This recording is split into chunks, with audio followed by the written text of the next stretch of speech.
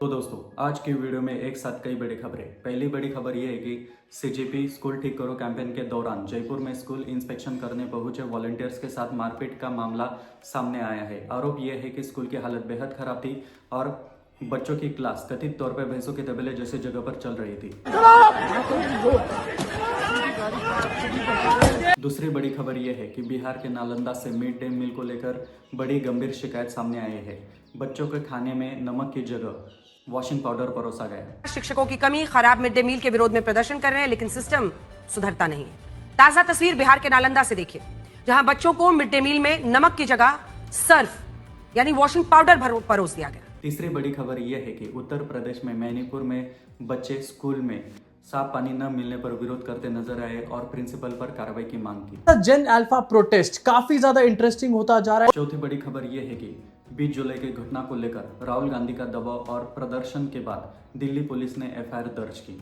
अब इस एफआईआर के बाद राजनीतिक दबाव बढ़ सकता है। राहुल गांधी के प्रेशर में आके दिल्ली पुलिस ने एफआईआर कर दी है, लेकिन नापा कौन जाएगा, इसके बारे में बात करें। पांचवी बड़ी खबर यह है कि एंटी रिजर्वेशन प्रोटेस्ट के दौरान प्रदर्शनकारियों के बीच कथित तौर पर ब्राह्मण और ठाकुर विवाद सामने आए और छेड़छाड़ के भी आरोप लगाए गए। और छठी सबसे बड़ी राजनीतिक बात, सरकार पे बढ़ते दबाव के कारण कुछ टीवी चैनलों का रुख बदलते नजर आ रहा है। अब इन सारी खबरों को एक एक करके समझते हैं। सबसे पहले बात करते हैं सीजीपी स्कूल ठीक करो कैंपेन के बारे में। दावा किया जा रहा है कि सीजीपी के वॉलंटियर्स जयपुर के एक स्कूल में इंस्पेक्शन करने पहुंची। वहां के लोगों के साथ उनका विवाद हुआ और कथित तौर पर वॉलंटियर्स के साथ मारपीट की गई।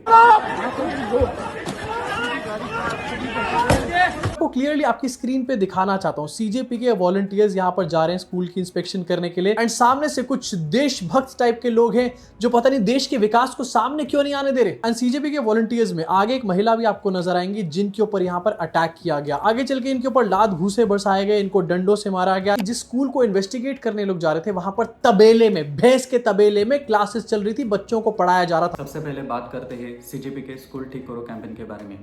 दावा किया जा रहा है कि सीजीपी के वॉलंटियर्स जयपुर के एक स्कूल के इंस्पेक्शन के लिए पहुंची। इस दौरान वहां के कुछ लोगों के साथ उनका विवाद हुआ और सीजीपी के वॉलंटियर्स के साथ मारपीट की गई। वीडियो में सीजीपी की एक महिला वॉलंटियर्स भी नजर आ रही है और उनके साथ भी बदसलूकी और मारपीट के आरोप लगाए जाते हैं। अब यह सवाल बहुत सीधा है, अगर स्कूल की हालत सही है तो स्कूल के इंस्पेक्शन करने जा रहे वॉलंटियर्स को रोकना और उनके साथ मारपीट करने की जरूरत क्यों पड़ी। और इस पूरे मामले में एक बड़ा दावा सामने आया है। आरोप यह है कि जिस स्कूल की जांच की जा रही थी उस स्कूल के बच्चे बेहद खराब परिस्थितियों में पढ़ रहे थे और कथित तौर पे भैंसों के तबेले जैसे जगह पर उनकी क्लास चल रही थी। यानी एक तरफ हम 2047 के विकसित भारत के बारे में बात करते हैं और दूसरी तरफ सरकारी स्कूल में बच्चों को सुरक्षित और सम्मानजनक वातावरण तक नहीं मिल रहा है, तो सवाल तो उठेंगे ही। सीजीपी की तरफ से 48 आवर्स का अल्टीमेटम दिया गया है कि सरकारी स्कूल ठीक किया जाए और कथित तौर पर हमले में शामिल लोगों पर कार्रवाई की जाए। अब देखना यह है कि सरकार इस पे क्या कार्रवाई करती है।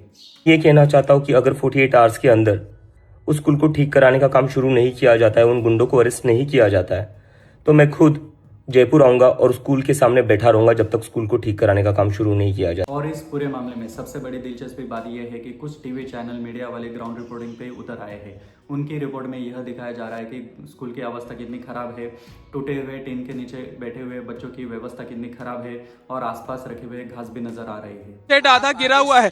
ये आप बताइए ना कि आप हम ये कहने के लिए अधिकृत नहीं है, बट नॉट अलाउड। नहीं, आप बताइए ना, ये बच्चे जो है इतने छोटे छोटे बच्चे यहाँ पर बैठकर पढ़ रहे हैं और देखिए ये इस तरीके से ये हालत है इस स्कूल की, जहाँ पर टीन शेड गिरा हुआ है, पूरा क्लास जो है, पूरा स्कूल ये नहीं दिखाएंगे सर, प्लीज चलिए। ये बताइए, ये बगल में भूसे रखे हुए हैं, मतलब जहाँ जानवरों का चारा रखा हुआ है वहां पर आप बच्चों को पढ़ा रहे हैं। नहीं, आप कैमरे पर हाथ नहीं लगाएंगे, आप कैमरे पर हाथ नहीं लगाएंगे, आप हमें हमारा काम करने से नहीं रोक सकते हैं, बिल्कुल नहीं रोक सकते आप हम आपसे सवाल कर रहे हैं, आप सवाल का जवाब दीजिए। जहाँ पे जानवरों का चारा रखा है वहाँ बच्चों को, जहाँ जानवरों का चारा रखा है वहाँ आप बच्चों को पढ़ा रहे हैं। रिपोर्टर लगातार सवाल पूछ रहा है, अगर ये टीन शेड गिर गया और किसी बच्चों को चोट लग गई तो इसकी जिम्मेदारी किसकी होगी? ये सबसे बड़ा सवाल है, क्योंकि स्कूल सिर्फ एक बिल्डिंग नहीं, यहाँ बच्चे अपनी जिंदगी के सबसे महत्वपूर्ण समय बिताते हैं। अगर स्कूल में सुरक्षित क्लासरूम, साफ पानी और अच्छा खाना तक नहीं मिल रहा है तो बड़े बड़े विकास के वादों का आखिर फायदा किसको मिल रहा है? और सोशल मीडिया पर यह तर्क दिए जा रहे हैं कि बच्चे कहीं भी बैठकर पढ़ सकते हैं। अगर ये व्यवस्था इतनी अच्छी है तो बड़े बड़े नेताओं और प्रभावशाली व्यक्ति के बच्चे ऐसी ही व्यवस्था में क्यों नहीं पढ़ सकते। अब आते हैं बिहार के नालंदा पर। यहाँ पे आरोप यह है कि स्कूल में मिड डे मील में खाने में नमक की जगह वॉशिंग पाउडर परोसा गया। अगर जांच में यह आरोप सही साबित होता है तो यह सिर्फ एक लापरवाही नहीं बल्कि बच्चों की सुरक्षा के साथ गंभीर मामला नजर आता है और इसीलिए ग्राउंड लेवल मॉनिटरिंग स्कूल में जरूरी है। ये तो हम लोग रोज दिखाएंगे प्रेम शुक्ला जी, ये तो रोज दिखाएंगे, हरदोई का भी दिखाइए। और हर दिन मेरे शो में जितने भी प्रवक्ता आएंगे, एक सेकेंड, उन बीजेपी के प्रवक्ताओं से मेरा कहना है कि आप लोग ये अपनी पार्टी में भी रेस कीजिए। अपने बच्चों को ऐसा खाना खिलाएंगे हम लोग, खिलाइएगा अपने। नहीं प्रेम शुक्ला जी, अपने बच्चे को ऐसा खाना खिलाएंगे हम लोग। अन्याय बिल्कुल तो क्यों हो रहा है ये, क्यों हो रहा है? बच्चों के साथ ये अन्याय काबिले बर्दाश्त नहीं है। नहीं, जो कोई कर रहा है वो कार्रवाई का पात्र है और उसके खिलाफ बस खाली यही बोलते हैं, बिल्कुल नहीं होना चाहिए। बस यही बोलते हैं। समाजवादी पार्टी का चढ़ावा चोरी हो गया तो सख्त कार्रवाई करेंगे, माफ नहीं करेंगे, पाताल से ढूंढ के लाएंगे। अरे पाताल से कहां ढूंढना है, सब वही ट्रस्ट में बैठे हुए थे। क्या ये सिर्फ लापरवाही है या सीधे सीधे मासूमों की जिंदगी के साथ खुला खिलवाड़? कागजों में स्कूल चल रहा हो, योजनाएं चल रही है और रिपोर्ट में सब कुछ शानदार नजर आ रहा है, लेकिन जमीन पर बच्चों को गंदा खाना, खराब पानी और असुरक्षित क्लासरूम मिल रहा है तो सिस्टम पर सवाल उठना स्वाभाविक है। इसी के साथ उत्तर प्रदेश के स्कूल के छात्रों का विरोध प्रदर्शन की तस्वीरें सामने आई है।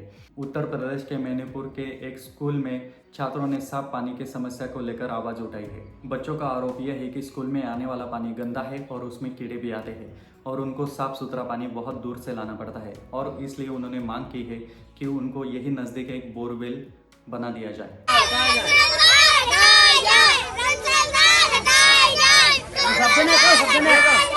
श्रीमान योगी आदित्यनाथ जी एवं श्रीमान प्रधान जी, मैं आपको बताना चाहती हूँ कि हमारे उच्च प्राथमिक विद्यालय कमरुआ विकास क्षेत्र कुरावली पर समर तो लगी है, पर उसमें बहुत गंदा पानी आता है जिससे कीड़े भी आते हैं, जिससे हम बच्चों को बहुत दूर से पानी लाना पड़ता है। अंततः श्रीमान आपसे निवेदन है कि विद्यालय में दूसरे स्थान पर बोरिंग करा दें जिससे हमें शुद्ध पानी मिल सके। अब सोचिए, एक तरफ हर घर जल और विकास की बातें होती है और दूसरी तरफ स्कूल में बच्चों को पीने के लिए साफ सुथरा पानी भी नहीं मिलता और यही वजह है कि स्टूडेंट प्रोटेस्ट को हल्के में नहीं लिया जा सकता, क्योंकि हमने कई बार देखा है कि सालों तक शिकायतें करने पर भी नहीं सुनी जाती और जब विरोध प्रदर्शन होता है तभी प्रशासन हरकत में आती है। हाल ही में जयपुर में विद्यार्थियों के विरोध प्रदर्शन के बाद ही कार्रवाई की बात सामने आई।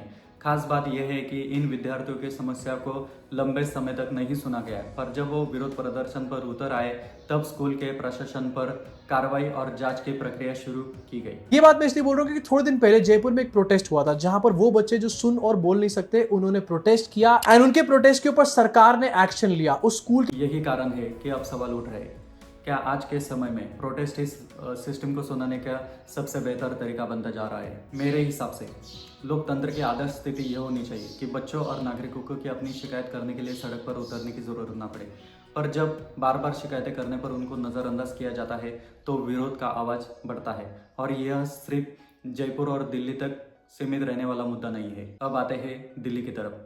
20 जुलाई की घटना को लेकर राहुल गांधी पीड़ितों की एफआईआर दर्ज कराने के लिए पुलिस के पास पहुंची थी। प्रदर्शन और कई घंटों की राजनीतिक गतिविधियों के बाद एफआईआर दर्ज होने की बात सामने आई। कहा शुरुआत हुई है, ये न्याय का पहला कदम है, केस लॉन्च हुआ है।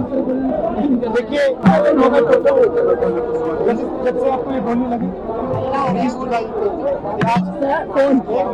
एक महीना हो गया, छर्रे शरीर में है, 3 छर्रे आंख में है, आंख से इनको दिखाई नहीं देता है, 3-4 छर्रे दिल के पास है, साफ दिख रहा है कि एक युवा के साथ अन्याय हुआ है। राहुल गांधी ने इसे न्याय की दिशा में पहला कदम बताया गया और पीड़ितों की तरफ से गंभीर चोटों और शरीर में छर्रे होने की बातें भी सामने रखी गई। अब राजनीतिक सवाल यहाँ से शुरू होता है।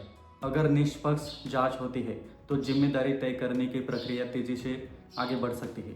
विपक्ष पहले से ही इस पूरे मानसून सेशन में इस मामले को उठा रही है, इसीलिए यह सिर्फ एक कानूनी प्रक्रिया नहीं बल्कि एक राजनीतिक दबाव बन गया है। आगे जांच क्या होती है और जिम्मेदारी किसकी निकलती है यह देखना महत्वपूर्ण होगा। अब आखिरी मुद्दा, एंटी रिजर्वेशन प्रोटेस्ट। इस प्रोटेस्ट के दौरान पुलिस की तरफ से अनुमति न दी जाने की बात सामने आई है और इसके बाद राजनीतिक विवाद भी शुरू हुआ है। लेकिन इस प्रदर्शन की सबसे दिलचस्प बात यह है कि जहां नारा था कि इस एंटी रिजर्वेशन प्रोटेस्ट के लिए सब एक साथ आए। वही प्रोटेस्ट के अंदर जातीय विवाद की खबरें भी सामने आई। ब्राह्मण और ठाकुर समुदाय के बीच विवाद की बातें सामने आई और एक महिला ने आरोप लगाया कि उनके साथ गलत व्यवहार किया गया और नारे न लगाने पर उनको प्रोटेस्ट से बाहर कर दिया गया। देखिए देखिए देखिए, ये देखिए, ये लोग चल रहे हैं, फिर से बैरिकेडिंग को लगाने की कोशिश प्रशासन के द्वारा किया जा रहा है। प्रशासन के द्वारा और पीछे ये प्रदर्शनकारियों के द्वारा ही अपने लोगों को बाहर रहने की कवायद है, कोशिश है, उन्हें बता रहा है। देखिए ये भाई यहाँ पर 2-3 लड़कियां थी, उनसे नारे लगवाने की कोशिश करी गई, वो ऐसा बोल रही है और उनको गलत तरीके से छुआ गया। ये ऑटो में बैठ के जा रही है। मैम क्या हुआ आपके साथ? मैम आप क्या बताना चाहेंगे, क्या हुआ? जय भवानी के नारे ना लगाने पे हमें बाहर निकाला जा रहा है। हमने नारा लगाया, हर हर महादेव, जय श्री राम, क्षत्रिय हूँ। अब यहाँ एक बड़ा राजनीतिक सवाल खड़ा होता है। जब मंच से कहा जाता है एक है तो सेफ है, तो जमीन पर समाज के अलग अलग समूहों के बीच इस तरह के विवाद उस नारे की परीक्षा जरूर लेते हैं। अगर एक ही विचारधारा या एक ही राजनीतिक मंच पर आए लोग आपस में ही बंटने लगे तो फिर सवाल उठेगा कि असली एकता आखिर है कहाँ। अब आखिर वापस आते हैं गोदी मीडिया वाले सवाल पर। एबीपी न्यूज़ मीडिया वाले भी अब ग्राउंड रिपोर्टिंग पे आए, स्कूलों की अवस्था दिखाई और डिबेट में भी सरकार से सवाल पूछते नजर आते हैं। क्या अब बीजेपी का डाउनफॉल शुरू हो गया है और हवा का रुख बदल रहा है, या फिर गोदी चैनलों को समझ में आ गया है कि जनता सिर्फ अब स्टूडियो की रिपोर्टिंग नहीं, ग्राउंड की हकीकत भी देखना चाहती है? क्योंकि सवाल सिर्फ किसी पार्टी का नहीं, सवाल है बच्चों को सुरक्षित क्लासरूम मिलेगा कि नहीं, साफ सुथरा पानी मिलेगा कि नहीं और पौष्टिक खाना मिलेगा कि नहीं। और अगर सरकार से ऐसे सवाल पूछने पड़े तो लोकतंत्र में ऐसे सवाल पूछे जाने ही चाहिए। और आपका क्या कहना है कि इन सभी घटनाओं के बाद सरकार पर दबाव बढ़ रहा है और क्या मीडिया का रुख बदल रहा है? कमेंट सेक्शन में ज़रूर बताइएगा।